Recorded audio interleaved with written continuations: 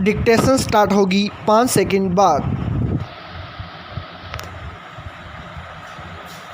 Yes, वैसे यह अक्सर होता नहीं, पर कभी कभी ऐसा हो भी जाता है कि आपकी सफलता ही आपकी सबसे बड़ा दुश्मन बन जाती है। उत्तर प्रदेश के मुख्यमंत्री योगी आदित्यनाथ के साथ यही हो रहा है। उनकी जगह कोई भी होगा तो यही सोचेगा कि आखिर मैंने गलत क्या किया है। क्या प्रदेश से माफिया राज को ख़त्म करना और उसके आर्थिक तंत्र को तबाह करना गलत है? क्या सरकारी पट्टे ठेके में पारदर्शिता लाना भूल है? क्या मंत्रियों को भ्रष्टाचार और विधायकों को ट्रांसफ़र पोस्टिंग का धंधा चलाने की रवायत को रोकना अपराध है? क्या ईमानदार होना, परिवारवाद से मुक्त होना, विचारधारा के प्रति समर्पण, अपने सिद्धांतों से समझौता न करना अयोग्यता है? पिछले 4 सालों में उत्तर प्रदेश में जितना निवेश आया है और जितना आने के लिए तैयार है, पहले ऐसा कब हुआ था? याद रखिए, ये सब देश की सबसे ज़्यादा राजनीति से ग्रस्त नौकरशाही के बावजूद हुआ है।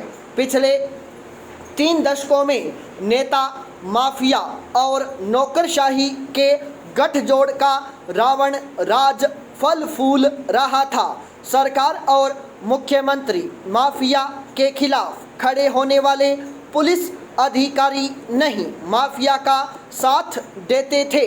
योगी आदित्यनाथ उत्तर प्रदेश को वहां से निकाल कर लाए हैं। किसी ने ठीक ही कहा कि अच्छा आदमी बुरे आदमी के लिए बहुत अपमानजनक होता है, वे उसे बर्दाश्त नहीं कर पाते। जिन लोगों ने उन्हें मुख्यमंत्री बनाया वे अच्छी तरह जानते थे और जानते हैं कि योगी ठहरे हुए पानी में फेंके गए भारी पत्थर की तरह है, जो यथास्थिति को तोड़ने की क्षमता रखते हैं। उनके विरोधियों को तो छोड़िए, उनके साथ काम करने वालों को भी 4 साल में समझ में नहीं आ रहा है कि यह कैसे और कैसी सरकार चल रही है।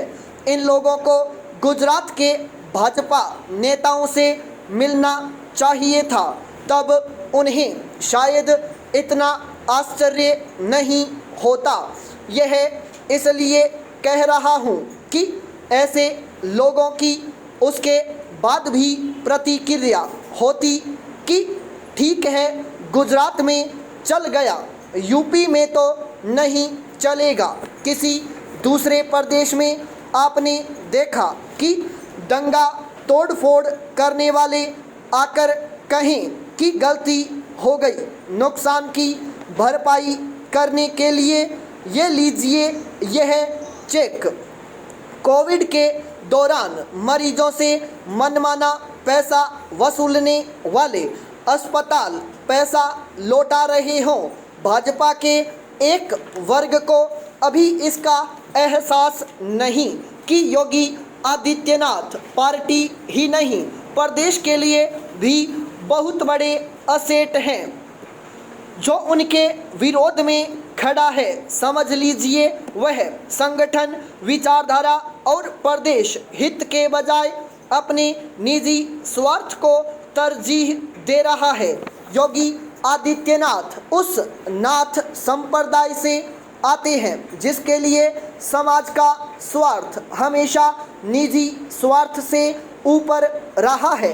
पहले जैसा सब चलता है वाली नीति बंद होने से बहुत से लोग दुखी हैं, इसलिए वे योगी को हटाने की सुनियोजित अफवाह से प्रसन्न हो जाते हैं।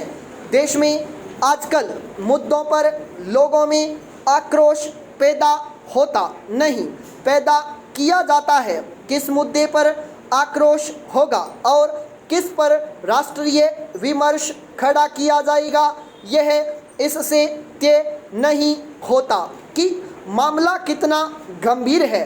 वह इससे तय होता है कि घटना दुर्घटना कहाँ हुई। यदि भाजपा शासित राज्य में ऐसा हो रहा है तो वह राष्ट्रीय ही नहीं अंतर्राष्ट्रीय मुद्दा भी बन सकता है।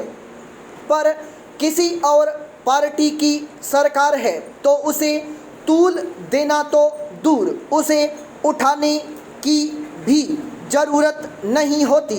राजस्थान में वैक्सीन कूड़े के ढेर में ज़मीन के नीचे दबी हुई मिली।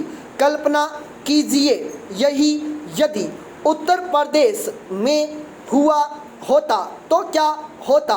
कोरोना वैक्सीन की तात्कालिक कमी के समय सबसे ज़्यादा वैक्सीन खराब करने वाले राज्य गैर भाजपा शासित हैं। पंजाब की सरकार ने तो वैक्सीन को महंगे दाम पर निजी अस्पतालों को बेच दिया, पर वह तो सेक्युलर सरकार है। सांप्रदायिक योगी सरकार ऐसा करती तो यह मानवता के खिलाफ अपराध और निजी अस्पतालों के मालिकों की जेब भरने का मुद्दा बनता। पाई पैराचेंज।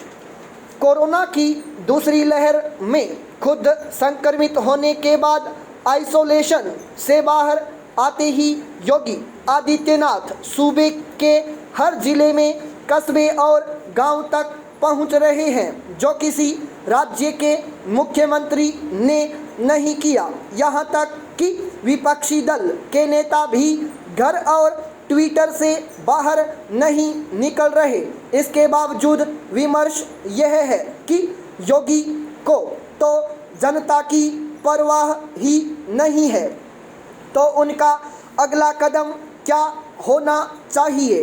योगी को हटाया जाना चाहिए। पहले अभियान चलाया गया कि बस योगी की कुर्सी अब गई कि तब गई। अचानक भाजपा के राष्ट्रीय नेतृत्व से लेकर संघ सब उनसे नाराज बताए जाने लगे। उन्हें हटाने के लिए बैठक हो गई और फैसला भी हो गया।